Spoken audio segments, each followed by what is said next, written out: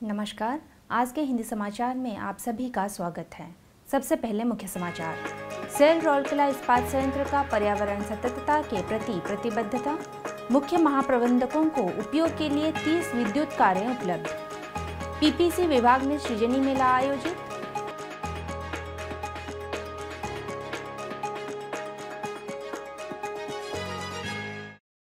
और cell RSP द्वारा विश्व जल दिवस के उपलक्ष्य में आयोजित प्रतियोगिताओं में छात्रों की उत्साहपूर्ण भागीदारी। अब समाचार विस्तार से। हरित भविष्य की ओर अग्रसर होने के उद्देश्य से सेल राउरकेला इस्पात संयंत्र के मुख्य महाप्रबंधकों को 30 विद्युत कारें प्रदान की हैं।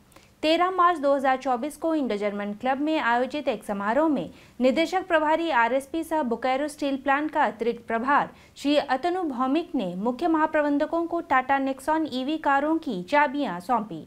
इस अवसर पर कार्यपालक निदेशक वर्क श्री एसआर सूर्यवंशी, कार्यपालक निदेशक सामग्री प्रबंधन श्री सोमनाथ त्रिपाठी, कार्यपालक निदेशक कार्मिक एवं प्रशासन सह अतिरिक्त प्रभार परियोजनाएं श्री तरुण मिश्र, कार्यपालक निदेशक खान श्री आलोक वर्मा और अन्य वरिष्ठ अधिकारी उपस्थित थे।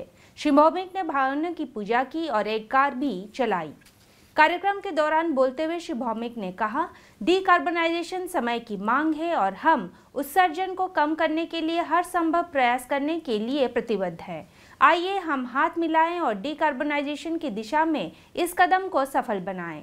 कार्यपालक निदेशकों ने मुख्य महाप्रबंधकों को बधाई दी और ईवी के उपयोग के इस पहल का स्वागत किया, जो न केवल कार्बन उत्सर्जन को कम करेगा बल्कि शोर मुक्त होगा और रखरखाव की लागत भी कम होगी।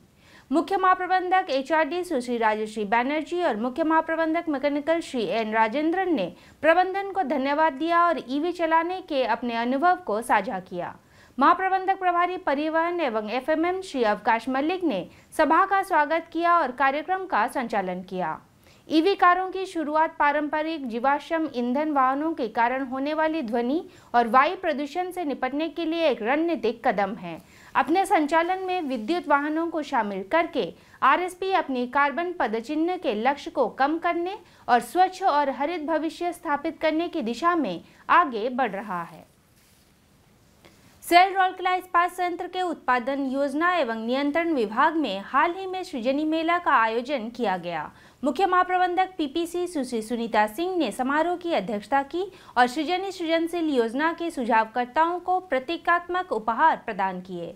इस अवसर पर महाप्रबंधक पीपीसी श्री एस आचार्य, सहायक महाप्रबंधक आईईडी श्री बी के बेहरा और विभाग के अन्य वरिष्ठ अधिकारी और कर्मचारी उपस्थित थे।